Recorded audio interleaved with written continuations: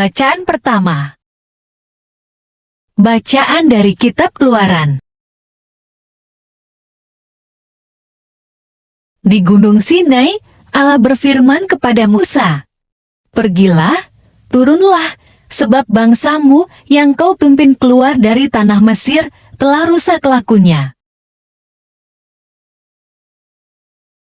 Segera juga mereka menyimpang dari jalan yang kuperintahkan kepada mereka. Mereka telah membuat anak lembu tuangan, dan kepadanya mereka sujud menyembah dan mempersembahkan korban sambil berkata, "Hai Israel, inilah Allahmu yang telah menuntun engkau keluar dari tanah Mesir." Lagi firman Tuhan kepada Musa, "Telah kulihat bangsa ini, dan sesungguhnya mereka adalah suatu bangsa yang tegar tengkuk. Oleh sebab itu, biarkanlah aku, supaya murkaku bangkit terhadap mereka, dan aku akan membinasakan mereka. Tetapi, engkau akan kubuat menjadi bangsa yang besar." Lalu, Musa mencoba melunakkan hati Tuhan, Allahnya, dengan berkata, "Mengapakah, Tuhan, murkamu bangkit terhadap umatmu, yang telah kau bawa keluar dari tanah Mesir dengan kekuatan yang besar, dan dengan tangan yang kuat? Mengapakah orang Mesir akan berkata, 'Dia membawa mereka keluar dengan maksud menimpakan malapetaka kepada mereka, dan membunuh mereka di gunung dan membinasakannya dari muka bumi?' Berbaliklah dari murkamu yang bernyala-nyala itu dan menyesalah, karena malapetaka yang hendak kau datangkan kepada umatmu.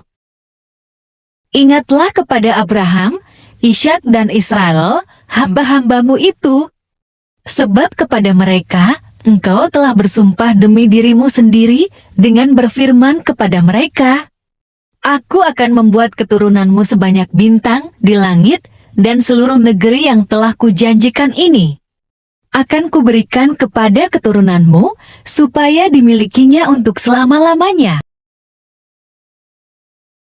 Dan menyesalah Tuhan karena malapetaka yang dirancangkannya atas umatnya."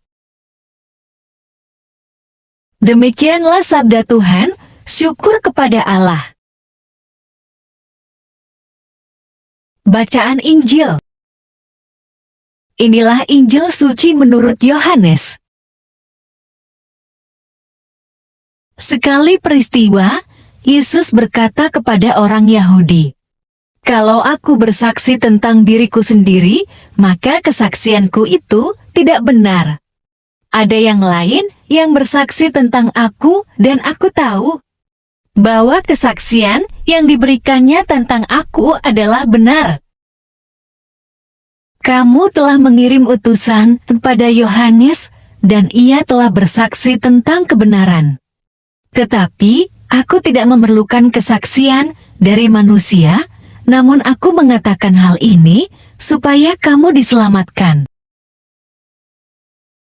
Ia adalah pelita yang menyala dan yang bercahaya, dan kamu hanya mau menikmati seketika saja cahayanya itu. Tetapi aku mempunyai suatu kesaksian yang lebih penting daripada kesaksian Yohanes, yaitu segala pekerjaan yang diserahkan Bapa kepadaku, supaya aku melaksanakannya. Pekerjaan itu juga yang kukerjakan sekarang, dan itulah yang memberi kesaksian tentang aku, bahwa Bapa yang mengutus aku. Bapa yang mengutus aku, dialah yang bersaksi tentang aku. Kamu tidak pernah mendengar suaranya, rupanya pun tidak pernah kamu lihat, dan firman-Nya tidak menetap di dalam dirimu, sebab kamu tidak percaya kepada Dia yang diutusnya. Kamu menyelidiki kitab-kitab suci, sebab kamu menyangka bahwa olehnya kamu mempunyai hidup yang kekal. Tetapi, walaupun kitab-kitab suci itu memberi kesaksian tentang aku, namun kamu tidak mau datang kepadaku untuk memperoleh hidup itu. Aku tidak memerlukan hormat dari manusia, Tetapi tentang kamu, memang aku tahu bahwa di dalam hatimu, kamu tidak mempunyai kasih akan Allah. Aku datang dalam nama Bapakku, dan kamu tidak menerima aku, jikalau orang lain datang atas namanya sendiri. Kamu akan menerima dia. Bagaimanakah kamu dapat percaya, kamu yang menerima hormat seorang dari yang lain, dan yang tidak mencari hormat yang datang dari Allah yang Esa? Jangan kamu menyangka bahwa aku akan mendakwa kamu di hadapan Bapa.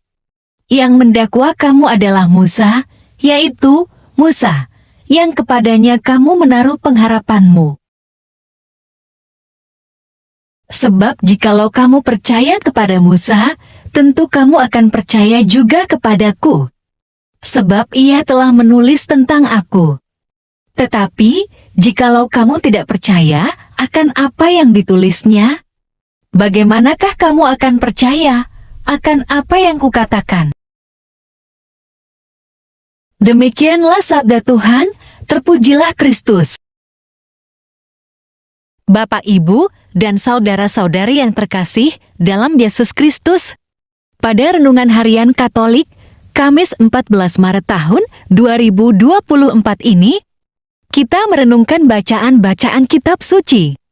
Dan bacaan Injil hari ini, Yohanes pasal 5 ayat 31-47.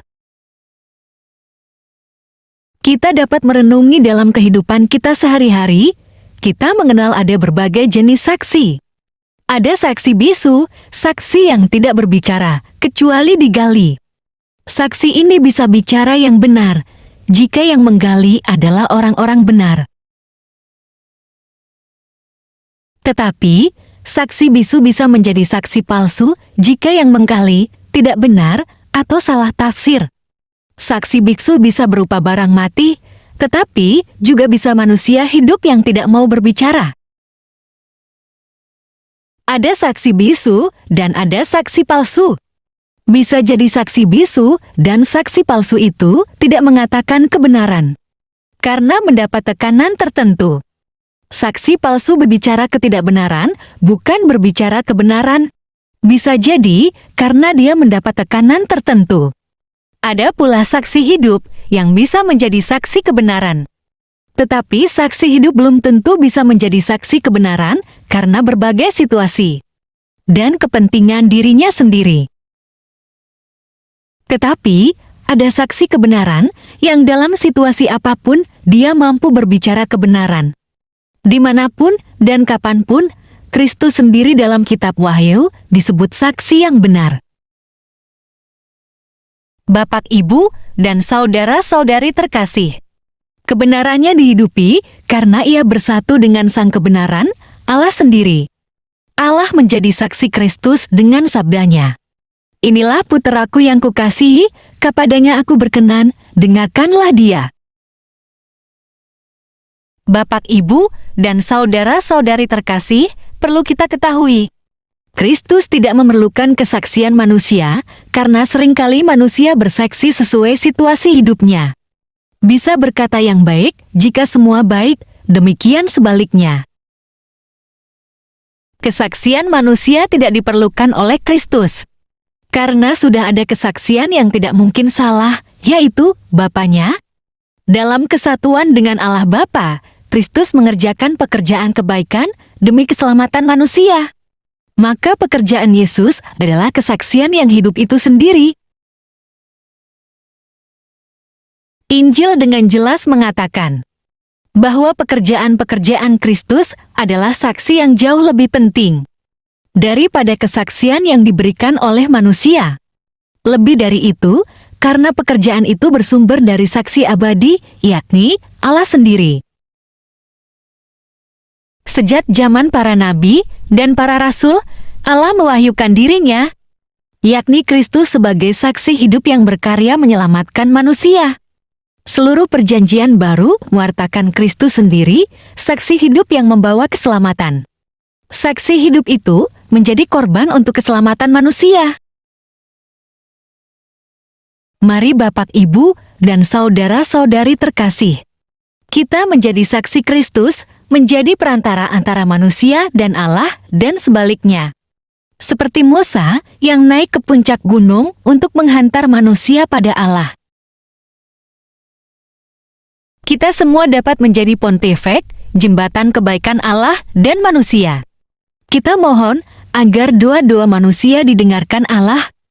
Doa semua orang yang tulus pastilah akan didengarkan oleh Allah. Kita adalah saksi yang hidup untuk dunia kita saat ini. Salam kasih, Tuhan Yesus memberkati. Marilah berdoa. Allah Bapa yang berbelas kasih, sabda-Mu adalah kehidupan kekal, daya hidup, dan perutusan kami. Naungilah kami dengan Roh Kudus, agar kami dapat melaksanakan misi Putra-Mu, menyampaikan kabar baik kepada sesama yang miskin dan berkekurangan. Semoga daya sabda-Mu yang kami wartakan menyembuhkan sesama yang sakit, menghibur yang berduka cita, meringankan yang berbeban berat, meneguhkan yang lemah imannya, memberikan harapan baru bagi yang putus asa. Demi Kristus, Tuhan kami. Amin. Dalam nama Bapa dan Putra dan Roh Kudus. Amin. Jangan lupa subscribe, like, dan komen. Terima kasih. Tuhan Yesus memberkati.